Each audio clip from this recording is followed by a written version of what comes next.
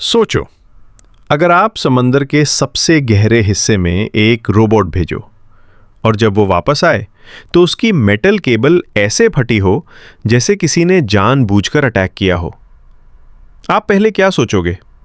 Accident या कुछ और? 2003 में एक अमेरिकन रिसर्च टीम ने मारियाना ट्रेंच में अपना अनमैन्ड रोबोटिक सबमरीन भेजा। उनका गोल सिंपल था, डीप ओशन को एक्सप्लोर करना और वहां की अननोन दुनिया को समझना।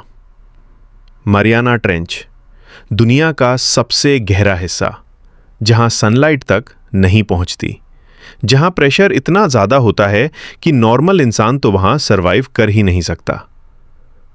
सब कुछ शुरू में बिल्कुल नॉर्मल था। सबमरीन धीरे धीरे नीचे जा रहा था, डेटा कलेक्ट कर रहा था, सब कुछ प्लान के अकॉर्डिंग।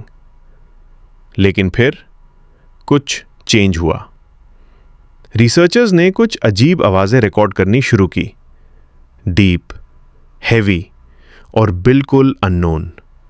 ऐसी आवाजें जो किसी नोन मरीन क्रीचर से मैच नहीं करती थी, ना व्हेल, ना डॉल्फिन, ना किसी और नोन स्पीशीज से।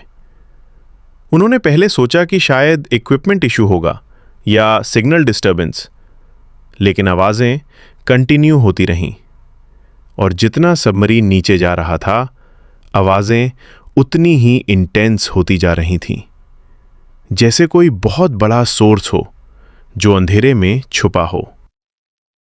फिर आया वो मोमेंट जिसके बाद ये पूरी स्टोरी मिस्ट्री बन गई।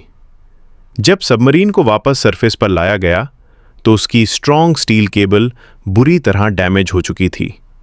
सिर्फ थोड़ा बहुत नहीं, बल्कि ऐसे जैसे किसी ने उसे जोर से तोड़ने की कोशिश की हो। साइंटिस्ट हैरान रह गए, क्योंकि इतना स्ट्रॉन्ग मेटल जो स्पेशली डीप सी प्रेशर के लिए डिजाइन किया जाता है, उसे डैमेज करना कोई आसान बात नहीं होती।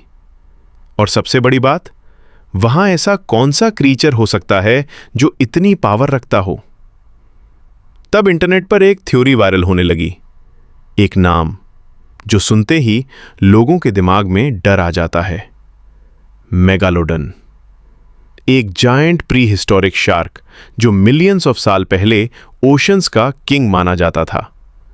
कुछ लोगों ने क्लेम किया कि शायद वो एक्सटिंक्ट नहीं हुआ, बल्कि डीप ओशन के अंधेरे हिस्सों में अभी भी जिंदा हो, और यही वजह हो सकती है इस डैमेज की। साइंस इस बात को सपोर्ट नहीं करता। साइंटिस्ट के अकॉर्डिंग मेगालोडन मिलियंस ऑफ साल पहले एक्सटिंक्ट हो चुका है, और अगर इतना बड़ा प्रेडेटर आज भी जिंदा होता तो उसके क्लियर साइंस मिलते, फूड चेन डिस्टर्ब होती, साइटिंग्स होती, और सबसे इंपॉर्टेंट, उसका एग्जिस्टेंस हाइड करना ऑलमोस्ट इम्पॉसिबल होता। तो फिर ये आवाजें और डैमेज का रीजन क्या हो सकता है?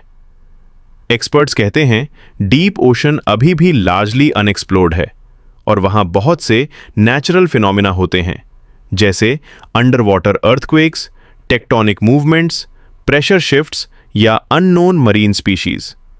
कभी कभी ये सब मिलकर ऐसे साउंड्स क्रिएट करते हैं जो हमें अननेचुरल लगते हैं। और जहां तक केबल डैमेज की बात है, एक्सट्रीम प्रेशर, फ्रिक्शन या मैकेनिकल स्ट्रेस भी उसका रीजन हो सकता है। मतलब जो चीज हमें मिस्ट्री लगती है, जरूरी नहीं कि वो सुपर नेचुरल हो। लेकिन एक बात यहां इंटरेस्टिंग है, आज भी हमने ओशन का 80% हिस्सा एक्सप्लोर ही नहीं किया। मतलब इतनी बड़ी दुनिया जो हमारे प्लैनेट का मेजर पार्ट कवर करती है, वो अभी भी लार्जली अननोन है। और इसी अननोन में ही स्टोरीज जन्म लेती हैं, कभी मेगालोडॉन, कभी सी मॉन्स्टर्स, और कभी ऐसी अनएक्सप्लेन्ड आवाजें। सच क्या है और इमेजिनेशन क्या, ये लाइन कभी कभी ब्लर हो जाती है। और शायद इसी वजह से मारियाना ट्रेंच जैसे प्लेसेस हमेशा लोगों को अट्रैक्ट भी करते हैं और डराते भी हैं, क्योंकि अंधेरा सिर्फ वहां नहीं होता, कभी कभी अंधेरा हमारे दिमाग में भी होता है। तो आप क्या सोचते हो? क्या डीप ओशन में अभी भी कुछ ऐसा छुपा हो सकता है जो साइंस ने अभी तक डिस्कवर नहीं किया? या फिर ये सब सिर्फ एक मिथ है जो हमने खुद क्रिएट किया है? कमेंट में अपनी ओपिनियन जरूर शेयर करो।